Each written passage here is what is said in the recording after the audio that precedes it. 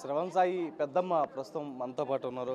అంతకు ముందు ఇలాంటిది ఏమైనా చెప్పారు, ఇట్లా బెదిరింపులు వస్తున్నాయని శ్రవణ్ సాయి మీకు ఏమైనా మాట్లాడడం జరిగిందా మీతో? అలాంటి ఏం చెప్పలేదయ్యా.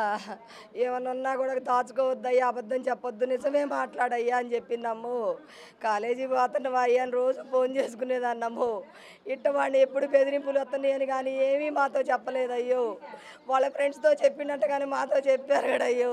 ఇట్ట చెప్పుంటే మేము తీసుకొచ్చుకునే వాళ్ళం అయ్యా, ఇంటికి ఇటు చేర్పించుకునే వాళ్ళం అయ్యా. నాకు పోనీయ కాలయ్యా, ఇట్టనే ఎత్తుకొని పెంచుకున్నాయ్యా. నా తమ్ముడు కొడుకైనా నా కొడుకు లాగాను. నన్ను అమ్మే అంటాడయ్యో, మా ఆయన మావయ్య అంటాడయ్యో.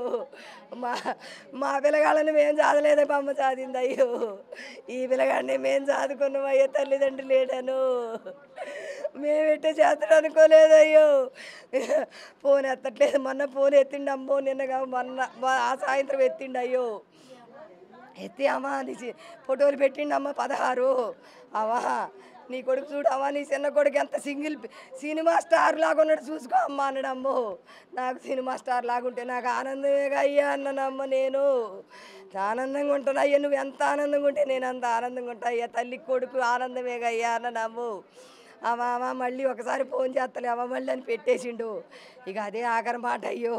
మళ్ళీ చేస్తా ఉండమ్మా, ఒకసారి ఫోన్ వస్తుంది అన్నాడు అమ్ము. అంతే పెట్టేసిండు అమ్మో. అమ్మ పెట్టేసిన తర్వాత మేము నిన్న కాలేజీ పోయి చేసుకుంటాంగా. అన్నయ్య మా బ్రదర్ ఉన్నాడు అయ్యా హైదరాబాద్లో. నేను వాడు ఫోన్ చేసి అబ్బాయి ఫోన్ చేయట్లేదే, అబ్బాయి ఫోన్ చేయట్లేదు, ఎత్తట్లేదే అన్నాడమ్ము. అన్న నేను కూడా చేస్తా ఉండన్న, ఒక్కోసారి వాడు ఎత్తడు కదా, స్విచ్ ఆఫ్ అయిందని నేను కూడా ట్రై చేస్తా ఉండని తెల్లవార్లు ట్రై చేసుకున్నాం అమ్మ. మేము తెల్లవార్లు ట్రై చేసుకున్నాం అమ్ము. తెల్లవార్లు ట్రై చేసిన తర్వాత తెల్లారి పొద్దున అమ్మాయి నీకు ఏమన్నా ఎత్తిండని మా అన్నయ్య ఫోన్ చేసిండు. అయ్యో అన్న ఎత్తలేదన్న, పిల్లగాడు ఫోన్ ఎత్తలేదన్న. అన్నను నాకు దడపడుతుందమ్మో, భయం పడుతుందమ్మో, ఏమైందో అను. తర్వాత ఎవరు ఆడమడిచి ఎత్తిందట్టమ్మో మా అబ్బాయి ఫోను. ఎత్తి మీరు మాట్లాడుకున్నారా అండి, హాస్పిటల్లో ఉన్నావు, హాస్పిటల్లో వేసినవి అన్నారమ్మో. హాస్పిటల్లో వేసినవంటే ఏ చెయ్యి కాలు ఇరిగిందో ఏమో, హాస్పిటల్లో ఉన్నాడు మాట్లాడదామనుకున్నారు కానీ ఇంత గొప్ప వచ్చింది అనుకోలేదయ్యో. మేము కారు డ్రైవర్ని మాట్లాడుకున్నాం అయ్యో. మాట్లాడుకుని పోదామనుకు మళ్ళీ ఎమ్మటే ఫోన్ వచ్చిందమ్మ, మా బావగారు అబ్బాయిని పోవన్నామమ్మో. నిజాంపేట హాస్పిటల్ అంటే మా బావగారు అబ్బాయిని పోవన్నామయ్యో, పోయి చూడమన్నామయ్యో. పోయి చూసాక ఇంకెక్కడ చచ్చిపోయిండని చెప్పారయ్యా. ఇంకా చచ్చిపోయిండని చెప్పిన తర్వాత ఇంకేముందయ్యా, పక్కన పారిపోయిందయ్యా, మాకం పారిపోయిందయ్యా. నేను పెంచుకున్న దానికి సార్థకత ఏముందయ్యా. నా తమ్ముడు కొడుకైనా నేను ఎంత ప్రాణంగా పెంచుకున్నాను. నన్ను అమ్మే అంటాడయ్యా, ఆయన మావయ్య అన్న నన్ను అమ్మే అంటాడయ్యా. నా పిల్లగాళ్ళ కంటే ప్రాణంగా పెంచిండయ్యా మా ఆయన కూడా. ఇంటికి మాట్లాడదామని పిలిచి ఇలా చేయడం అసలు ఎంతవరకు కరెక్ట్? ఎంతవరకు కరెక్ట్ అయిందయ్యా. వాళ్ళు ఏం మాట్లాడదామని పిలిచారో తెలియదయ్యా. ఈ పిల్లగాడు ఎవరికి కష్టం వచ్చినా పోతానంటాడయ్యా. ఆ పిల్ల వాళ్ళ ఇంట్లో ఎరాస్ చేస్తున్నారని చెప్పి ఫోన్ చేసిద్దంట అయ్యా. ఎప్పుడు ఫోన్ చేస్తే ఈడు పోయేవంట. ఎందుకురా నీకు ఆ పిల్లతోటి, ఆ పిల్ల ఎవరురా నీకు, ఎప్పుడు 9th 10th చదువుకునేటప్పుడు అయ్యా ఎందుకంటేనేమో అంటే ఏం లేదమ్మా, అదేం కాదమ్మా, ఎవరికైనా హెల్పింగ్ నేచర్ ఉండాలమ్మా, దానికి ఇబ్బందిగా ఉందంట, ఒకసారి వెళ్ళి చూసి వస్తాను అనేవాడమ్ము. అమ్మ ఎప్పుడు పోయినా ఈసారి ఇట్లా చేశారమ్మా, నమ్మిచ్చి మోసం చేశారమ్మా. మేము ఫ్రెండ్షిప్ అనుకుంటాం అయ్యా, మాకేం తెలుసు అయ్యా, మేము ఫ్రెండ్షిప్ అనుకుంటాం అమ్మ. ఇట్లా పిల్లగాడు ఫోన్ ఎత్తకుండా పోయేసక్కడ మా గుండెలు పగిలిపోయినాయి అమ్మో.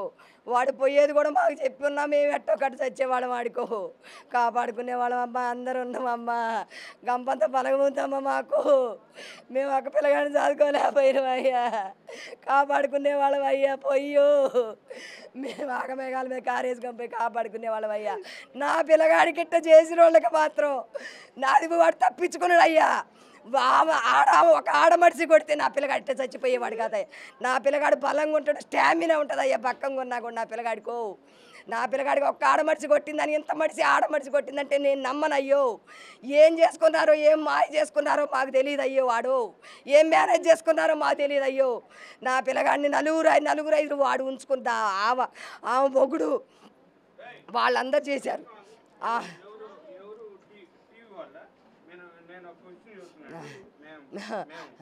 ప్రస్తుతం దీనికి సంబంధించి కూడా నిందితుల్ని ఒకటే శిక్షించాలంటే కూడా వీరంతా డిమాండ్ చేస్తున్నటువంటి పరిస్థితి కనిపిస్తుంది. ప్రస్తుతం ఏదైతే పోలీసులు కూడా నిష్పక్షపాతంగా విచారణ చేయాలంటూ కూడా కోరుతున్నటువంటి పరిస్థితి అయితే కనిపిస్తుంది. ఇది రాకూడదయ్యా, వాళ్ళ ఇంటిలో బాధ అలాగే పోవాలయ్యా. మేమెంత ఏడుతున్నామో వాళ్ళు అంత ఏడవాలయ్యా. నా పిల్లగాడిని ఎంత ఇచ్చేసిన వాడు అంతే, వాళ్ళు కఠినంగా శిక్షించబడాలయ్యా. ఏ ఒక్క దోషి కూడా అసలు ఇది తప్పించుకోకూడదు అయ్యా. తప్పించుకోవడం అనేది జరిగితే మీ జర్నలిజమే వేస్ట్ అయ్యా.